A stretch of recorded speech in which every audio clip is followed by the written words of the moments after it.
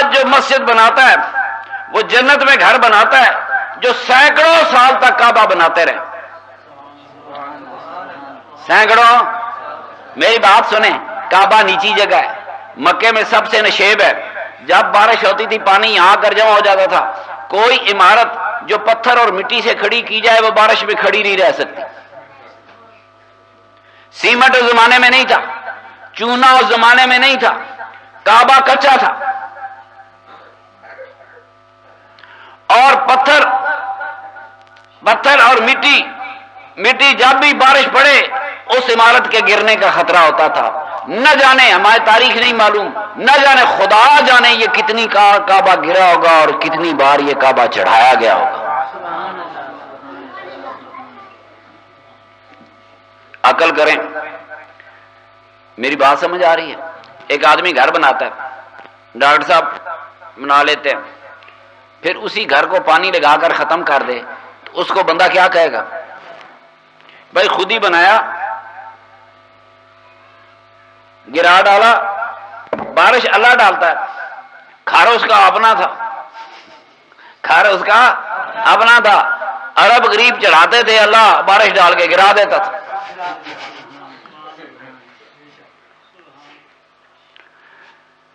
نہ جانے یہ کتنی مرتبہ گرا ہوگا، نہ جانے کتنی مرتبہ یہ بنا ہوگا. کیوں؟ اس زمانے میں سیمنٹ نہیں تھا، ریت نہیں تھی، اللہ کا گھر کچا تھا، پتھر مٹی سے لگے ہوئے تھے. میری بات سنیں، میرے آقا میرے سرور کائنات کے زمانے میں کعبہ بھی کچا تھا، میرے آقا کے زمانے میں مسجد نبی بھی کچی تھی، میرے آقا کا حجرہ بھی کچا تھا، سیدہ عائشہ کا حجرہ بھی کچا تھا، جہاں حضور دفن ہوئے قبریں بھی کچی تھی. میری بات، آج ہر چیز پکی ہو گئی، ہر چیز. آج کعبہ پکا ہو گیا، مسجد نبی پکی ہو گئی، بیت اللہ شریف کی مسجد جو تھی وہ پکی ہو گئی. میری بات غور سے سنیں.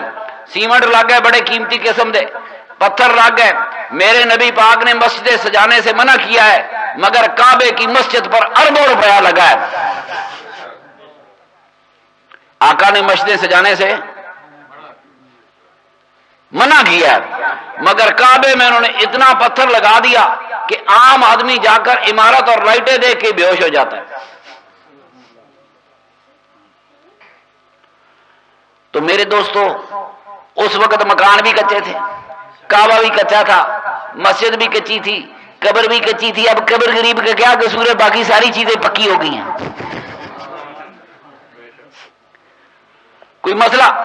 میرے آقا کے زمانے میں مدینے میں 2 لوگوں نے پکے مکان بنا لیے. سرکار نے صحابہ کو کہا ان کا بائیکاٹ کر دو. ان کا بائیکاٹ ہو گیا، حتیٰ کہ انہوں نے مکان گرا دیے. معلوم ہوا کہ میرے آقا کو اس وقت پکے مکان اگر پسند نہیں تو آج قبراں تے نہیں کچیاں رکھنیاں، مولویاں دیاں مسیتاں تے کوٹے تے محلے تے مدرسے پکے ٹھانے پہ گئے تو کی بنے گا؟ بات سنو، اس ملا نے اسلام کو موم کی ناک بنا دیا، جدھر اس کی مرضی تھی ادھر استعمال کیا اور لوگوں کو اسی طرح سے قابو کر لیا. میرے آقا کی مسجد کچی تھی، کعبہ کچا تھا، میرے آقا کا گھر کچا تھا. آج شہر آباد ہو گیا. تو میرے آقا نے اگر پختہ مکان پسند نہیں کیے تو ان پکے مکانوں والوں کا، پکی مسجدوں والوں کا کیا بنے گا؟ تو میرے دوستوں، وقت اور زمانہ ہر چیز بدل دیتا ہے. اگر یہ پکے ہو گئے، میری بات سنتے جائیں، اگر کعبہ پکا ہو گیا، مسجد نبی پکی ہو گئی، کروڑوں اربوں ڈالر لگ گئے، وہاں لگاتے ہیں، کہتے ہیں اسلام کی عظمت ہے. میری بات آج غور سے سنو. میرے آقا نے مسجد سجانے سے منع کیا تھا.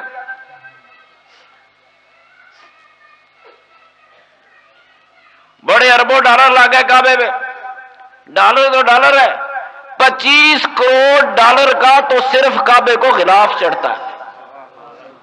اس کی ضربیں تقسیمیں کریں تو خدا جانے کہاں چلا جائے گا.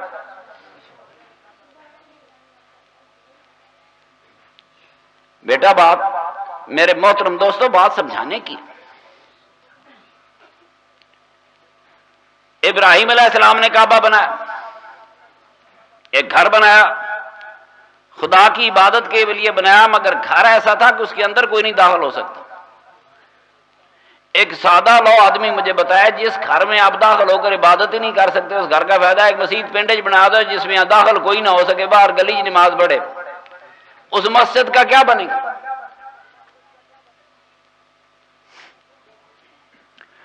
جو گھر عبادت کے لیے بنایا گیا اس میں تو عبادت ہو ہی نہیں سکتی تھی۔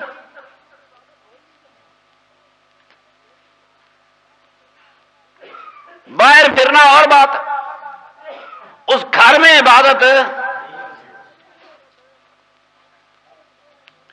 کعبہ پرانے زمانے میں قریش جو تھے لوگوں سے پیسے لیتے تھے، جو زیادہ پیسے دیے اسے کعبے کے اندر جانے دیتے تھے، تھوڑے پیسے والوں کو نہیں جانے دیتے تھے، ہر آدمی نہیں جا سکتا تھا۔ آج بھی دنیا کا نیک ترین آدمی کعبے کے اندر نہیں جا سکتا۔ حکمران، بادشاہ، وڈیرے دے چمچے اے نال جان تے اے کعبے میں جا سکتے ہیں، آج تک خدا کا گھر کسی غریب کے لیے نہیں کھلا۔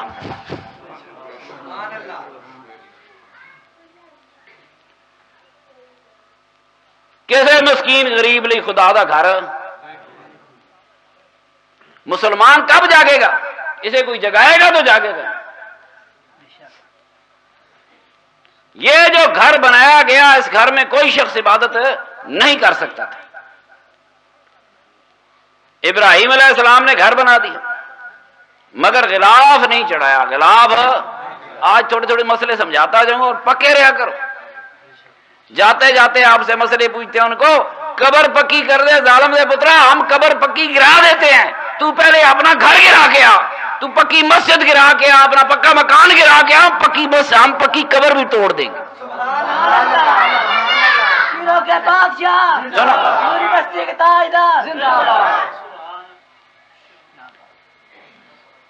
میرے دوستو، اس کعبے کو نہ جانے ان عربوں نے کتنی بار تعمیر کیا ہوگا۔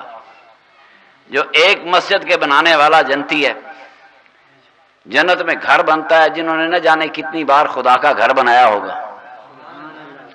آخر میرے آقا کے بچپن میں بھی تو بنا ہی نا، حضور شریک تھے تو کنا چاڑیا سی، کنا چاڑیا سی، کہتے ہیں کافراں چاڑیا سی، نالے کعبہ چڑھان نالے کافر۔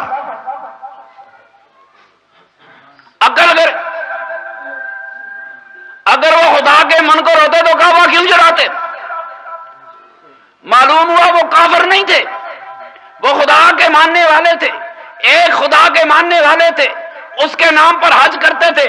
میرے نبی پاک صلی اللہ علیہ وسلم نے فرمایا کوئی آدمی نیک کام شروع کرے، اچھا کام شروع کرے، قیامت تک جتنے لوگ وہ اچھا کام کریں گے اس آدمی کو اس کے برابر ثواب ملتا رہے گا۔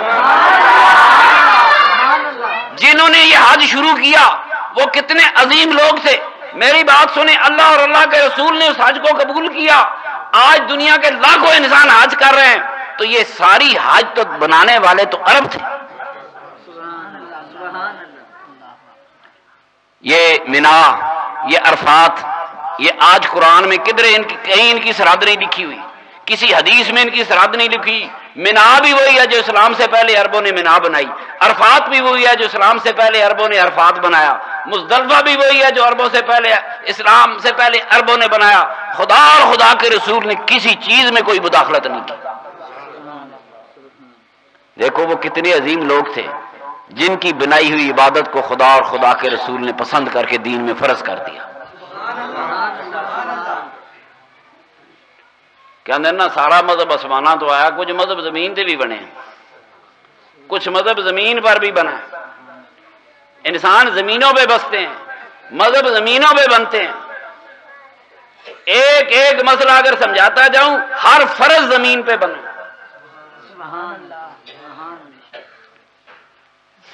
تو میرے دوستو، وہ کعبے پہ غلاف بنو جرہم کے ایک کافر بادشاہ نے چڑھایا۔ ابراہیم علیہ السلام کا زمانہ گزر گیا، کئی زمانے بعد بنو جرہم کی حکومت آئی، ان کا ایک بادشاہ تھا، اس کو خیال آیا، اس نے کوئی نیکی کی، اس نے کعبے پہ چمڑے کا، اس میں کپڑا نہیں تھا، چمڑے کا غلاف چڑھا دیا۔ جب میرے نبی پاک آئے تو اس وقت تک کعبے پہ غلاف چڑھتا تھا.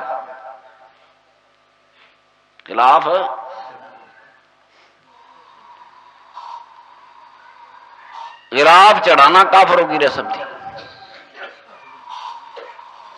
کافروں کی. میرے آقا کو کافروں کی رسم ختم کرنی چاہیے تھی کہ نہیں؟ پاکستان کا وہابی ملا مسلمانوں کی رسمیں نہیں مانتا، کافروں کی رسمیں مانتا ہے. غلاف چڑھانا کافروں کی، پھر میں پوری طرح کر رہا ہوں گا، وہ کیسٹ کر رہے ہیں، کافروں کی رسم تھی. اللہ کے رسول کو کافروں کی رسم کو ختم کرنا چاہیے تھا کہ نہیں؟ پر میرے آقا نے جاری رکھا تو معلوم ہوا کہ اگر کوئی اچھی رسم کافروں سے بھی ملے تو وہ لی جا سکتی ہے. اللہ اور اللہ کے رسول نے غلاف کعبہ باقی رکھ کر یہ ثابت کیا کہ کوئی اچھی چیز، کوئی اچھی رسم، کوئی اچھا رواج کافروں سے بھی ملے تو قبول کیا جا سکتا ہے. ہمارے وہابی بلا کو تو مسلمانوں کے رواج بھی آج تک پسند نہ آئے، مگر کافروں کے رواج پر عمل کرنا پڑتا ہے.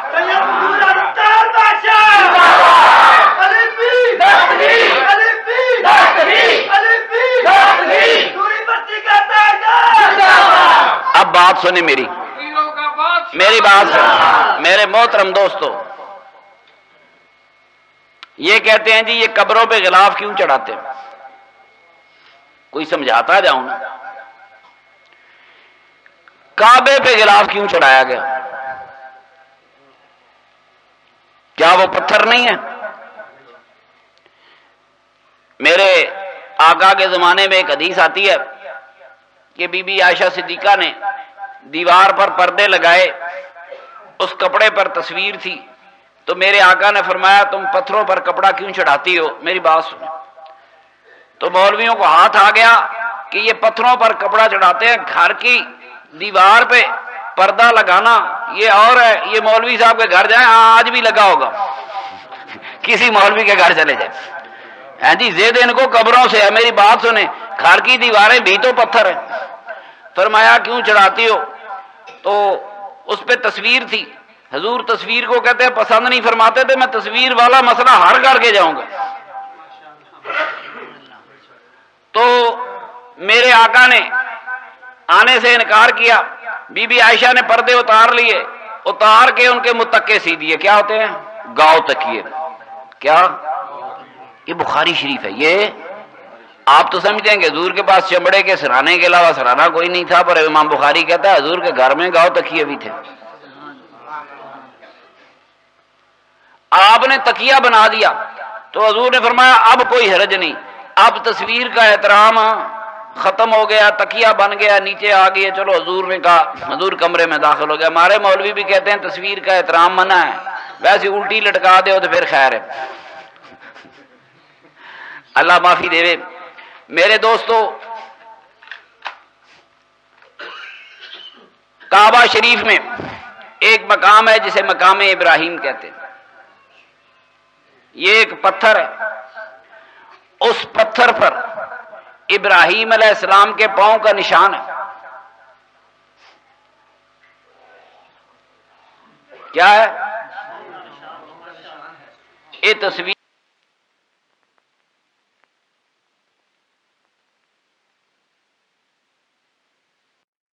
تصویر ہے.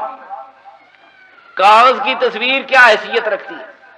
کپڑے کی تصویر کیا حیثیت رکھتی ہے؟ پتھر ہے، پتھر پہ پاؤں کا نشان ہے. یہ تصویر بنی کہ نہیں بنی؟ تے مقام ابراہیم کی موجودگی میں اگر رحمت کا کوئی فرشتہ کعبے میں کیسے آئے گا؟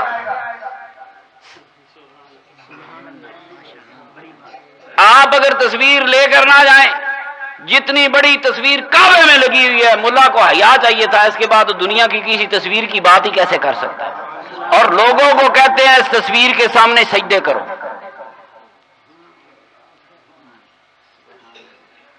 وَاتَّخِذُوا مِن مَّقَامِ ابراہیم مصلی، فرمایا اس مقام کے سامنے سجدے کرو.